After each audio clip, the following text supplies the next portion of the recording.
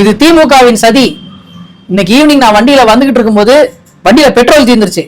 இந்த பெட்ரோல் தீர்ந்ததுக்கு காரணம் திமுக தான். இன்னைக்கு நான் பானிபூரி சாப்பிடும்போது அந்த பூரியில ஓட்ட விழுந்து தண்ணி எல்லாம் கீழே போயிடுச்சு.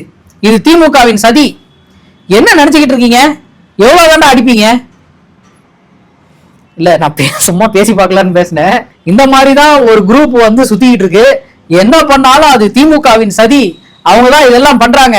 எங்களை வந்து எங்க போனாலும் வாழ விட மாட்டாங்க, துரத்தி அடிக்கிறாங்க அப்படின்னு சொல்லி பேசிக்கிட்டு இருக்கானுங்க. நேத்து நைட்டு வந்து ஒரு சம்பவம் நடந்திருக்கு. ஒரு பெண்மணியோட சோழல் அடிச்சிருக்காங்க. திமுகவுடைய இந்த சதி திட்டத்திற்கு நாங்கள் குரல் கொடுப்போம். திரு மு க ஸ்டாலின் சார் நிப்பாட்டுங்க, எல்லாத்தையும் நிப்பாட்டுங்க. இப்பயே எவ்வளவுதான் அனுப்பிங்க நாங்க பொறுமையா இருந்துகிட்டு இருக்கோம். திருப்பி அடிச்ச தாங்க மாட்டீங்க சொல்லிட்டேன் நானு. என்ன நடந்தாலும் இத எங்களை வந்து நசுக்குறாங்க, பிதுக்குறாங்க அப்படின்னு சொல்லி தான் எல்லா இடத்துலயும் பேசிக்கிட்டு இருக்காங்க. இவங்க மக்கள் பிரச்சனையை பேசினது எத்தனை தடவைன்னு கணக்கு போட்டோம்னா ரொம்ப கம்மியா தான் இருக்கும். ஆனா திமுக எங்களை நசுக்கிடுச்சு, பிதுக்கிடுச்சு அப்படின்னு பேசினது கணக்கு போட்டீங்கன்னா ரொம்பவே அதிகமா இருக்கும். அந்த அளவுக்கு வந்து இவங்க எல்லா இடத்துலயுமே கம்ப்ளைண்ட் பண்ணிட்டு இருக்காங்க. தயவு செஞ்சு எல்கேஜி பசங்க மாதிரி கம்ப்ளைண்ட் பண்ணாம கொஞ்சமாவது மக்கள்கிட்ட நீங்க என்ன பண்ணுவீங்கன்றதை எடுத்து சொல்லுங்க. அப்பயாவது மக்கள் உங்களுக்கு ஓட்டு போடுறாங்களா பார்க்கலாம். எதுக்கு எடுத்தாலும் திமுகவின் சதின்னு சொல்லி எத்தனை இடத்துல கேட்கிற எங்களுக்கு ரொம்ப புளிச்சு போச்சு. என்னையா எப்ப பார்த்தாலும் இதையே சொல்லிக்கிட்டு அப்படின்னு. நேத்து வந்து இந்த வீடியோ இவர் பேசினதுக்கு அப்புறம் ஃபுல்லா அந்த கோ படத்தோட சீனை எடுத்து போட்டு கம்பேர் பண்ணி, ஐயோ நீங்க வந்து இதை ஒரு ஸ்ட்ராட்டஜியா நினைச்சிட்டு பண்றீங்களா என்னன்னு தெரியல. பட் இது வந்து பேக் ஃபயர் தான். இவங்க பண்ற எல்லா விஷயமும் பெரிய பேக் ஃபயர் தான். இதுல இருந்து பெருசா நம்ம அரசியல் பண்ணிடுவோம் அப்படின்னு நினைச்சு பண்ற எல்லா விஷயமும் அப்படிதான் ஆகுது. நேத்து அந்த பிரச்சனைக்கு அப்புறம் ஹாஸ்பிட்டல்ல அந்த பாட்டில் பட்ட அந்த அம்மா வந்து ஹாஸ்பிட்டல்ல இருந்திருக்காங்க. டிவிகேவை சேர்ந்த ஒரு 2000 பேர் அந்த ஹாஸ்பிட்டல்ல தான் இருந்திருக்காங்க. எல்லாருமே போய் என்னாச்சு அப்படின்னு சொல்லி கேட்டு ஒரு போட்டோ ஷூட் எடுத்துட்டு அதுக்கப்புறம் தான் கிளம்பியிருக்காங்க. என்னோட கேள்வி என்னன்னா, தஞ்சாவூர்ல அடிப்பட்ட அந்த பையன் வீட்டுக்கு எத்தனை பேர் போனீங்க? ஆலோர்ஜுனா போனாரா? இல்ல இந்த 2ஆம் கட்ட தலைவர்கள் யாராவது போனாங்களா? பாட்டில் அடிச்சிருச்சு அப்படின்றதுக்காக இவ்வளவு அரசியல் பண்ற நீங்க உங்களை பார்க்க வந்து ஒரு பையன் இறந்துட்டான் அப்படின்றத வந்து உங்களுக்கு சீரியஸா எடுத்துக்கல. இவங்களோட மென்டாலிட்டியே இதுதான். இது வந்து எப்படி அரசியல் ஆக்கணும் அதுதான் இவங்களோட தாட். பாட்டில் வந்து விழுந்துச்சா, அந்த பாட்டில் இவங்க கையில எடுத்துட்டு வந்து கொடுத்துட்டாங்களா, சிசிடிவி ஃபுட்டேஜ் வந்து உடனே வருதான், இதை காமிச்சு நீங்க அரெஸ்ட் பண்ணலன்னா நாங்க இங்க இருந்து நவர மாட்டோம் அப்படின்னு சொல்லுவாங்களாம். யாரை ஏமாத்துறதுக்கு இந்த வேலை? இந்த அளவுக்கு போய் அரசியல் பண்ணுமா? இந்த விஷயம் வந்து ஒரு சீப் பாலிடிக்ஸ் அப்படின்றது எல்லாருக்குமே தெரிஞ்சிருச்சு. இதோட சேர்த்து ஒரு கண்டினியூஷன் என்னன்னு பாத்தீங்கன்னா, இன்னைக்கு வந்து நிர்மல்குமார் அவர்கள் வந்து எலெக்ஷன் கமிஷனுக்கு ரிப்போர்ட் பண்ணாதானடா நீங்க கண்டுக்க மாட்டேங்கிறீங்க, நான் ஸ்ட்ரைட்டா அடிச்சுக்கிறேன்டா அப்படின்னு சொல்லி ஹோம் மினிஸ்டர் அமித்ஷா அவர்களுக்கு ஒரு லெட்டர் அமைச்சிருக்காங்க. கூடவே ஹோம் செக்ரட்டரி அவருக்கும் ஒரு லெட்டர் அமைச்சிருக்காங்க. இதுல என்ன ட்விஸ்ட்னா, ஹோம் செக்ரட்டரி அவர் வந்து இவங்க அமைச்ச அஜய் பல்லா அவர் வந்து 2 வருஷத்துக்கு முன்னாடியே அவர் வந்து அந்த ஹோம் செக்ரட்டரி போஸ்ட்ல இருந்து வந்துட்டாரு. இப்போ வந்து கவர்னரா இருக்காரு. அவரோட நேம மென்ஷன் பண்ணி லெட்டர் அமைச்சிருக்கானுங்க. படிங்கடான்னு சொன்னா கேக்குறீங்களா அப்படின்ற மாதிரி தான் எல்லாருமே எடுத்து போட்டு கமெண்ட் பண்ணிட்டு இருந்தாங்க. இந்த தப்பா அட்ரஸ் பண்ணி அமைச்சிருந்தாங்கல்ல, இந்த விஷயம் வந்து எல்லாரிடமே எல்லாருமே காரி துப்புறானுங்க. டேய் ஒரு லெட்டர் கூடவாடா அவங்களுக்கு அனுப்ப தெரியாது, ஏன்டா அப்படி பண்றீங்க அப்படின்னு சொல்லி எல்லா இடத்துலயுமே பயங்கரமான ஒரு பேக்லாஷ். அதுக்கு வந்து திரு ராஜ்மோகன் அவர்கள் அவர் வந்து ஒரு ட்வீட் பண்ணியிருக்காரு.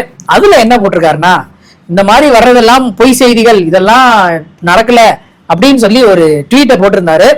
அதுக்கு இந்த எல்லா மீடியாவும் காண்டாயிட்டாங்க. நீங்க வந்து பண்ணன்னு சொல்லுங்க, இல்லைன்னா பண்ணலன்னு சொல்லுங்க, அதை விட்டுட்டு இதை பொய் செய்தின்னு சொல்லி அது எப்படி கடந்து போகிறதுக்கு முயற்சிக்கிறானுங்கன்னு பாத்தீங்களா? ஏன்னா விகடன்ல வந்து எடுத்து போட்டாங்க யாரு போஸ்ட் பண்ணது, எந்த டைம்ல போஸ்ட் பண்ணாங்க, அதுக்கப்புறம் என்ன வந்தது அப்படின்றதையும் எடுத்தே போட்டு ஸ்கிரீன்ஷாட் போட்டு இது வதந்தி இல்லை உண்மைதான், தப்பாதான் இவங்க அமைச்சிருக்காங்க அப்படின்றத எக்ஸாக்ட் ப்ரூஃபோட எடுத்து போட்டாங்க. இதுக்கு மேல என்ன பண்ண முடியும்? இவங்க ஆரம்பத்துல இருந்தே எப்படிதான், கரூர் பிரச்சனை நடந்தப்போ நான் எங்களுக்கு இதுக்கு சம்பந்தம் இல்லை அப்படின்னாங்க. இப்பயும் எங்களுக்கு இதுக்கு சம்பந்தம் இல்லை, இது பொய் செய்தி வதந்தி. இவங்க பண்ண விஷயத்த என்னைக்குமே அவங்க ஓன் பண்ணிக்கவே மாட்டானுங்க.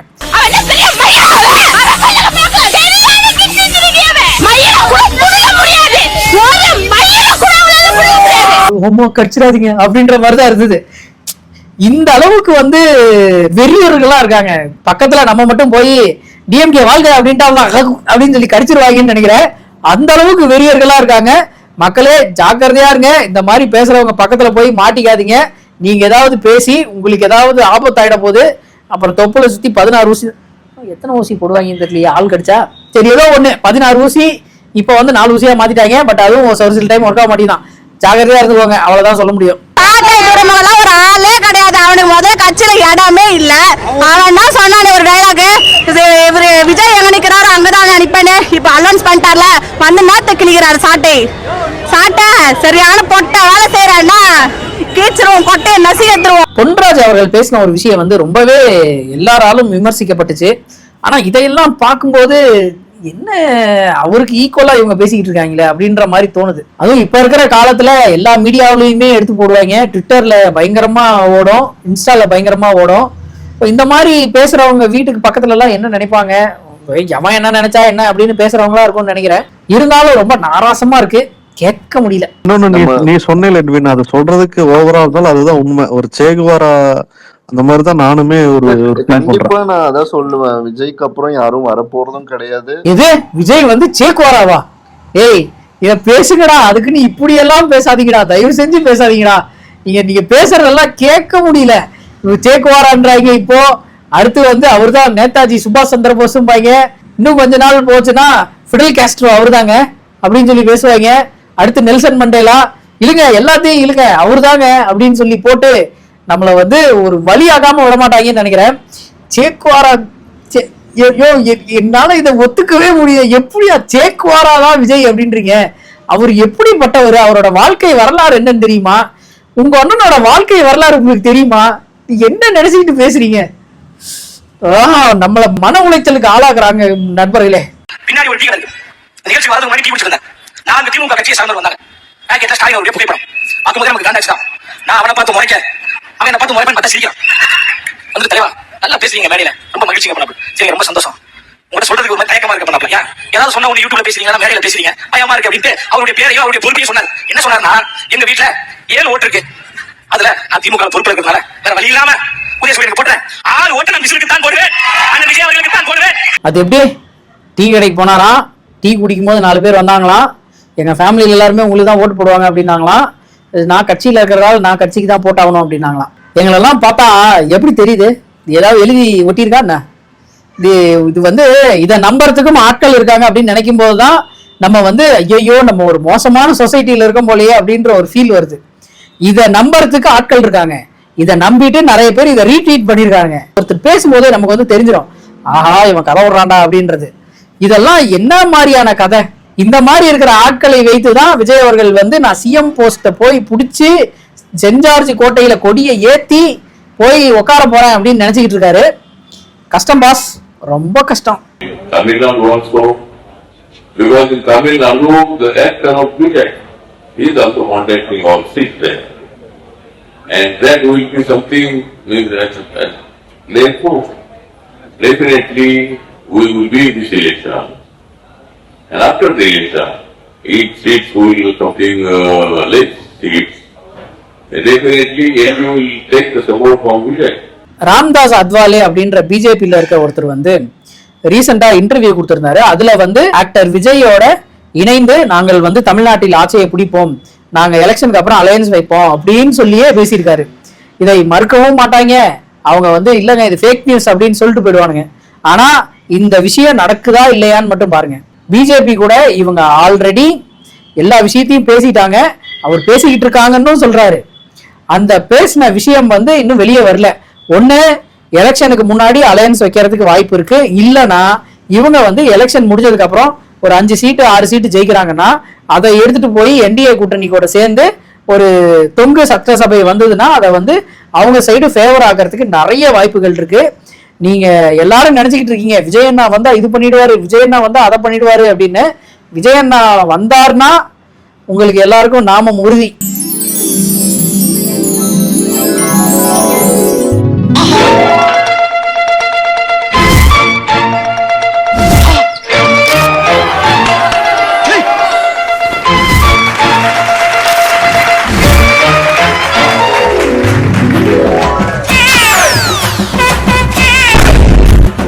நீ கனவு கண்டதெல்லாம் போதும், எழுந்து போய் வேலையை பாரு.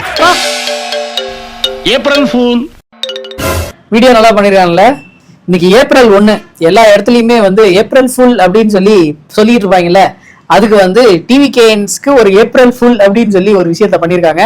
விஜய் அவர்கள் என்னெல்லாம் பண்ணலையோ அது எல்லாத்தையுமே வீடியோவா போட்டு ஏப்ரல் ஃபுல் அப்படின்னு இருக்காங்க. அவங்க அம்மா கடைசியில விளக்கமா ரூட் ஏரியா தான் பயங்கரமா இருக்கு. இன்னைக்கு காலையில இருந்து ட்விட்டர்ல நிறைய பேர் வந்து விஜய் அவர்கள் பிரஸ் மீட் கொடுக்க போகிறார், ஒரு 10 நேஷனல் மீடியாஸ் வரப்போகுது, தமிழ்நாட்டில இருந்து ஒரு 10 சேனல் வரப்போகுது, 50 யூடியூப் சேனல்கள் எல்லாம் ஒன்னா சேர்ந்து விஜய் அவர்கள் பிரஸ் மீட் கொடுக்க போறார் அப்படின்னு சொல்லி ஒரு நியூஸ் வந்துட்டு இருந்துச்சு. ஒரு சிலர் 10 மணின்னு போட்டிருந்தாங்க, ஒரு சிலர் 12, 2, 4 அப்படின்னு சொல்லி போட்டிருந்தாங்க.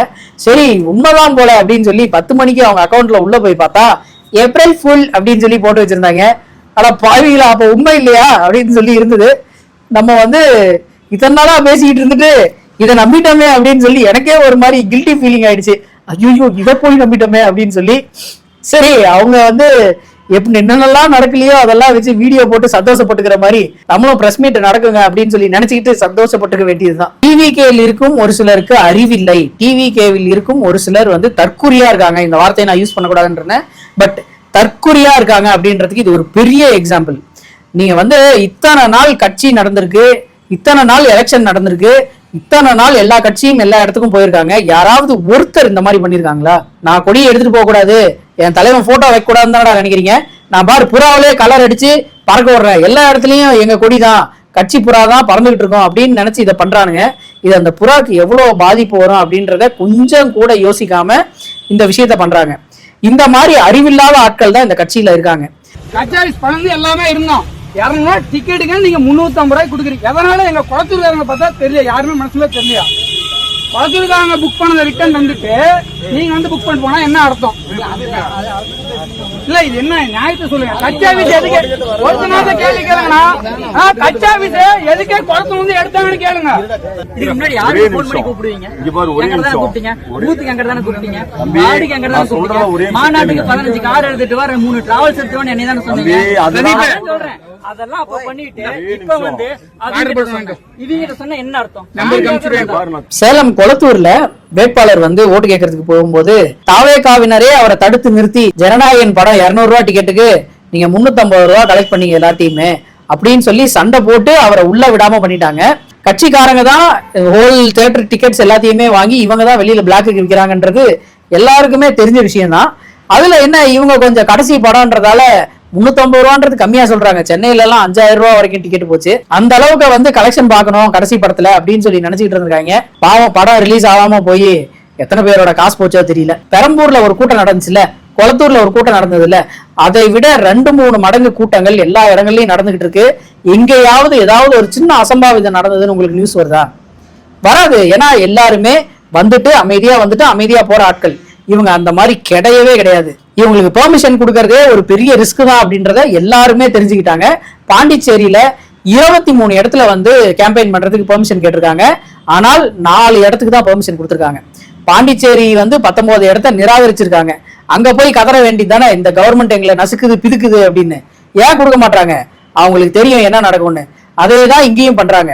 ஆனா இவங்க எல்லாம் அதை பத்தி யோசிக்கிறதே கிடையாது. எங்களை நசுக்குறாங்க பிதுக்குறாங்க அப்படின்னு தான் சொல்றாங்க.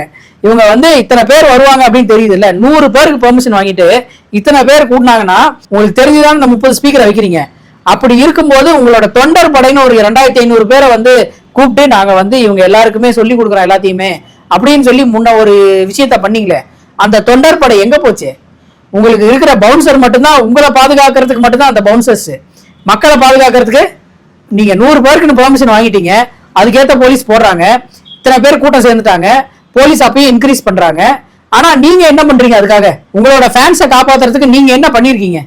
எதுவும் கிடையாது. இது வந்து அவன் எப்படி போனா என்ன, நான் வந்து மாஸ் காமிக்கணும், நான் வந்து கூட்டத்தை காமிக்கணும் அப்படின்ற ஒரு விஷயத்துக்காக பண்றதுதான் இவ்வளவு பிரச்சனைக்கும் காரணமாகுது.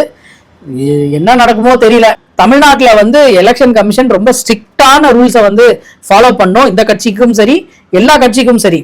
ஏன்னா மற்ற கட்சிகள் வந்து அந்த அளவுக்கு அதிகமா மீறது இல்லை. ஆனா இவங்க பண்ற வேலை இருக்கு எப்பா முடியல. சிட்டி வந்து அன்னைக்கு எவ்வளவு கஷ்டப்பட்டதுன்னு சொல்லி அங்க இருக்க மக்களை கேட்டாதான் தெரியும். சரி, வழக்கம் போல இவங்க எல்லாத்தையுமே ஃபேக் நியூஸ் சொல்லுவாங்கல்ல, அந்த மாதிரி இதையும் ஃபேக் நியூஸ்ன்னு சொல்லி கடந்து போறதுக்கு நிறைய வாய்ப்பு இருக்கு. இந்த 23ஆம் தேதிக்குள்ள எத்தனை நியூஸை ஃபேக் நியூஸ்ன்னு சொல்லி அப்படியே கடந்து போறாங்களோ தெரியல. எப்படியாவது இந்த தமிழ்நாட்டை காப்பாற்றணும் அப்படின்ற ஒரே நோக்கத்தோடு இந்த வீடியோவை தொடர்ந்து நான் போட்டுக்கிட்டே தான் இருப்பேன். ஏதோ உங்களால முடிஞ்ச அளவுக்கு ஃப்ரெண்ட்ஸுக்கு ஷேர் பண்ணுங்க, அவங்களையும் காப்பாற்ற ட்ரை பண்ணுங்க.